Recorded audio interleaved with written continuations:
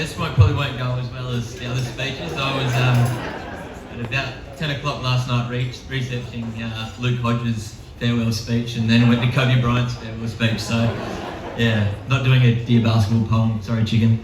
Yeah, I guess it's been a really interesting, I obviously finished up a little while ago, and been a little interesting period, but I remember arriving at Unley on the first, we're looking for a new club with Corey Beard and James White, and yeah, we came down to meet Paul Sandico and Seamus Maloney to, yeah, hopefully find our new home, and yeah, we had a tour of the club and the Oval, and yeah, we did all that, and then went upstairs at the Cambridge room, and they had 3 Guernseys set out on the table, and they were our playing numbers, and Paul Sandico and Shega said, those are your numbers, if you want them, you can take those Guernseys home. If you don't want them, you can keep the Guernseys, just use them to wash your car or something. It was a different approach, but I guess it worked because we all signed not long after that, and we're all pretty happy from that. But I'll probably just start with some thank yous, and no doubt I'll miss someone, and apologies to anyone that I do miss, but thank you. And yeah, first off, I just want to thank the club for taking me in, and taking Corey and James White and Jed Durden, who was instrumental in getting me across, in, and that's all the fans and supporters and sponsors. They made me feel really welcome from the day I got here, and in particular Paul Sandico. He was the one that got me and signed me, and I did struggle the first couple of months coming across. It was something new, and I'd been at Port for a long time, and I did struggle, but then he told me to go to the backyard cricket day, and from that day on I knew I was home, so it was a great place for me, so thanks to him. Thanks to all the medical and support staff that have helped me and all the players through my time here. Yeah, the work you guys do doesn't go unnoticed, and I tried to say thank you every time you guys did something, and so again, thank you, and special thanks to Tim Crease. It's sad to hear you going, mate, but you kept me going the last few years, and yeah, I'm really thankful, and I look forward to speaking basketball with you, the physio, again sometime soon, and an extra special thanks to Donnie and Dave for sneaking me cans of Coke after games when everyone else was having healthy drinks. Yeah, I was really appreciative of that, because yeah, I don't do that kind of stuff. So, extra special ones to Nick Swingler. The nicest way possible. In my early days, I tried to avoid you as much as possible. I didn't want to get injured. I didn't want anyone to rule me out, so I tried to avoid you as much as I could. But unfortunately, I had to see you more, and I'm really glad that I did, because the way you've supported me and my family, and the friendship that I've got from this, I'll ever be thankful for. You often went above and beyond to check in with not only me but my whole family to make sure we were all okay. At a drop of a hat, you would come and check in and help out wherever you could. So we're all richer for having you a part of it, mate. And the club's yeah, a better place for you here. So thank you, mate.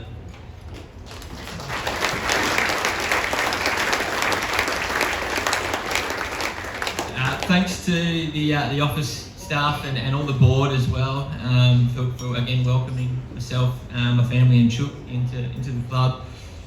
The vice presidents for welcoming mum and dad, and sorry if you've got a dress code, but dad's going to keep wearing his shorts and t-shirts, so no matter how cold it is. He might put a beanie on, but that's about it. And also a special thanks to Trappy, Threaders, Sue and Renee. You guys again, very like Swingles, went above and beyond during different times, and again we're all very thankful for that. To the coaches I've had here, to Seamus, to Nathan, and all assistant coaches, especially Hayden as well, very similar. Going to the pain cave and just getting flogged there was always good fun. But you guys have all helped me in different ways, and helped me develop as a player and as a person, and the support that you guys have given me, I'll forever be thankful for. And a special thanks to, this name is probably taboo here, but thanks to Timmy Geneva as well for for giving me my first game. He's a massive role model in my life and someone that I speak to quite regularly, and yeah, I'm very thankful for the friendship I have with him. So, and then Marty, yeah, I had a lot to say, and then I didn't know what to say, and but I just want to thank you, mate, for you, Chelsea, and the boys, for the friendship you've given to me and Chilk and my family. I think we're pretty similar people, but very different. I'm not sure I'm as stubborn as you are, but maybe you have to ask Chilk and Chelsea that one. But yeah, I've learned so much about footy and leadership from you, and how I wanted to be seen as a footballer, and the confidence to lead the way that suited me, not everyone else. And yeah, I'll forever be thankful for that. But the experiences we shared during 2016 to 18, not just the premierships, but the tough phone calls and different things like that, and the conversations we had, I think strengthened the relationship. And yeah, I'm thankful for you've helped shape me as a person, and yeah, I'm forever thankful for that. So thank you, man.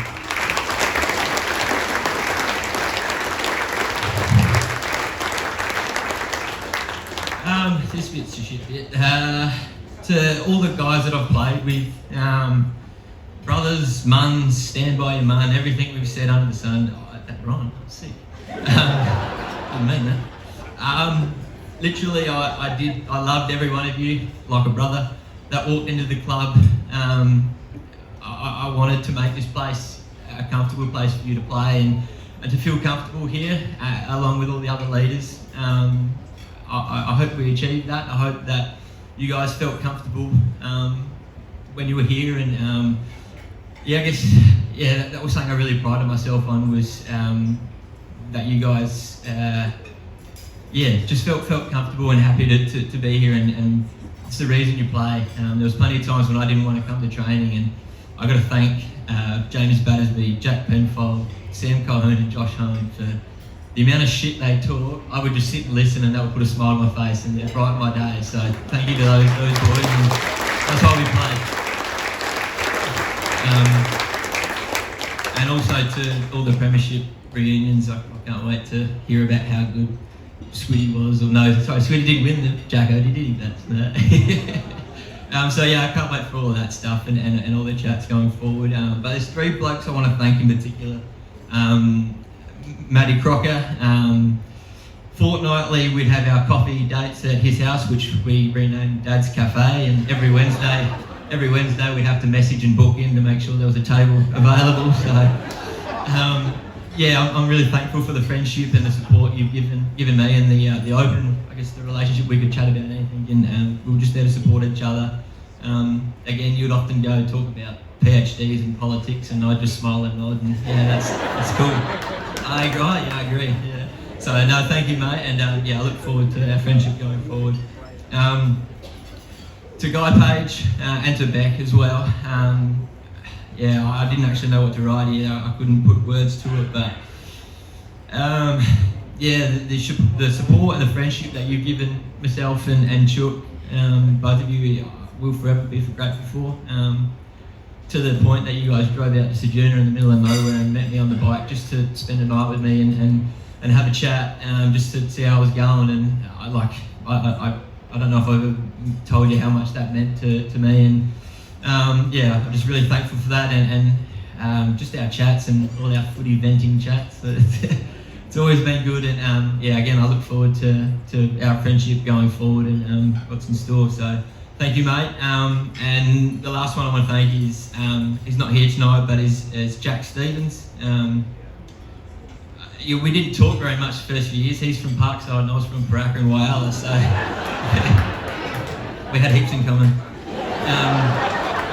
But we forced ourselves to talk, and we've become great friends now and chat regularly, and yeah, again, along with Marty, the chats we had during those years about where we wanted to go with the premierships and stuff, with the leadership group. Again, they were some of the best times that I've had at this club, and I'll cherish. I think that's, yeah. So I want to thank him for the support. To my mum and dad, they come to every game, and yeah, I'm sure most of you would have seen them around, but I want to thank them for allowing me to come and play here and supporting me through my whole footy journey to get here.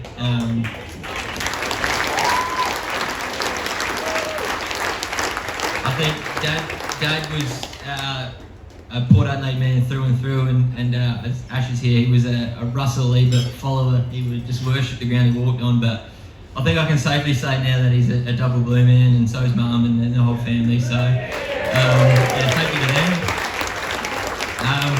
Special thanks to, obviously, the most important one, Chook. Yeah, again, I don't know, I didn't know actually what I should say or could say. It's just thank you for everything and allowing me to do this. It's a pretty selfish thing, playing sport. We're not home 4 or 5 times a week. We get home late, we miss birthdays, drinks, we miss things, and you never once complained, and you picked up the pieces when I'd come home and have a tanty, and you always did it with a smile on your face. And even to last year, you were putting my shoes and socks on for me when I couldn't do it. So you just, yeah, I'm really excited for what's in store for us, and going forward, and getting a nice block of land and posting up there for a while would be bloody good. So thank you, Chuck, and love you. Sorry, Sue, I'll wrap it up. Sorry, Sue. I guess reflecting back and writing this speech has been great. There's a lot of memories have come back, but shit, it's been bloody hard as well. I've been in the Sample Senior since I was 16, which is about half my life, and I feel like it's all I've ever known, and everything I've done revolved around footy, and I was happy with that. I put everything into it, and I think that's why at the moment I'm pretty happy and content with where I'm at, and to be standing up here with these great fellas and finishing up, I'm pretty happy with it. It has left a big hole. I did bug Marty the other day, like, what do I do? I've got 4 free nights a week now. What do I do? But yeah, I'm really thankful for the opportunity that I got from both Port and Sturt. Some quick highlights, sorry. The privilege of being captain of this club, I am, and I was so proud to lead the boys in the club. Again, I mentioned as a captain, I just wanted to make sure whether you were the first bloke or the last bloke, I wanted to make sure that you felt welcome in the club and that this was your home.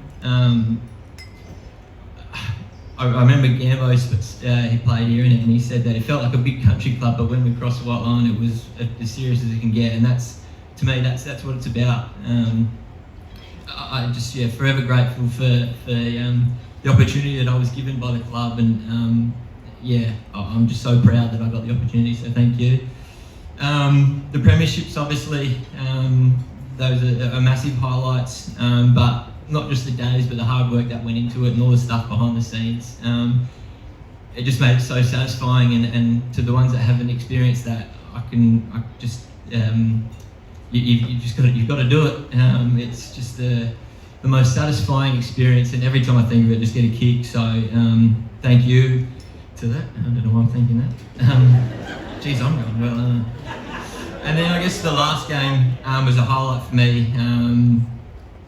I played my last game in a young fella's first game, and I coached him a few years earlier in the under-16s, and Marty rang me 2 days before to tell me that he asked me could I present Manny with his first Guernsey, and I almost broke down crying because I was just so happy for him, because I knew the stuff that he did behind the scenes, and to me I was just that's exactly what I think the young fellas should strive to is all the work. Do your work when the boys are around, but do your hardest work when no one's watching. And I think that's what Manny, Tommy Lewis, I had a good chat with him, and geez, I was about to sign back up for Sturt when I took him. But yeah, that was a massive highlight to share that day with Manny, and I can't wait to see your future as long as the other boys as well, mate. Last one, sorry, sir. Most importantly, this was the biggest takeaway from my time at Sturt, and it came a few years ago, and it was about the premierships, but it wasn't on the premierships. It came a few years after, and it was at this night. We're standing over here, and I was speaking with Jeff Marshall and his sister Les, and they were talking to me about what had happened in their life and their family.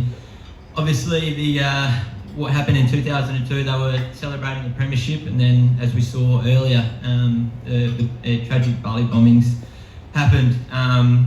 And I remember speaking to them, and they told me that they went to the 2009 grand final as a family, and then they came to obviously we didn't win, and then they came to the 2016 grand final as a family, and we won. And they shared that was the first time in a long time that they felt some sort of relief from what had happened in Bali. And to me, that just shows the impact that this footy club has on people, and I'm forever honoured and privileged that they felt comfortable to share that with me.